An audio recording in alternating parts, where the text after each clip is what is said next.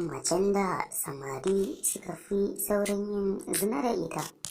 Don haka kafin mu shiga daga ciki muna roƙon duk wanda bai yi subscribe ba, muna roƙon ku da ku danna subscribe sannan ku danna alamar ƙararrawar sanarwa ta yadda za mu sanar da ku da zarar mun ɗora sabon bidiyo.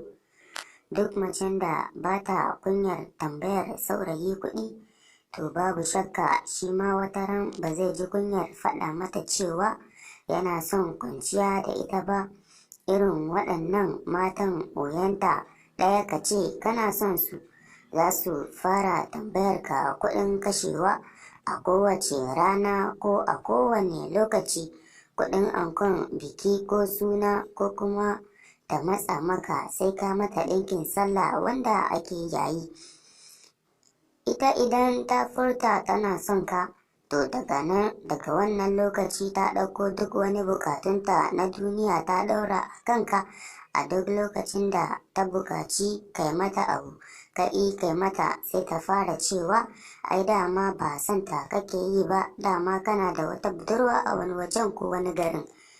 To na rantse da Allah babu yadda za a yi ki samu saurayi a wannan zamanin ki mai da shi saniyar tatsa, sannan kuma ki ce ba zai nemi ya kwanta da ke ba. Duk da dai ba duka aka taru aka zama ɗaya ba, amma ba kowanne ke son mace don Allah ba, haka kuma ba kowace mace ce ke son namiji don Allah ba. Don haka ke a matsayinki na 'ya mace bai kamata a ce ki matsawa saurayinki da roƙo ba don ya ce yana son ki. Hakan na iya jefa rayuwarki cikin matsala, don kin san wani in kin ci kuɗin shi ma sai ya yi lalata da ke sannan ya ɓata miki rayuwa. Allah ya kare mu, ya haɗa mu da mutanen kirki a kodayaushe. Don haka iyaye a kula. Sannan muna roƙonku daga ƙarshe ku danna subscribe sannan ku danna alamar ƙararrawar sanarwa ta yadda za mu sanar da ku da zarar mun ɗora sabon bidiyo.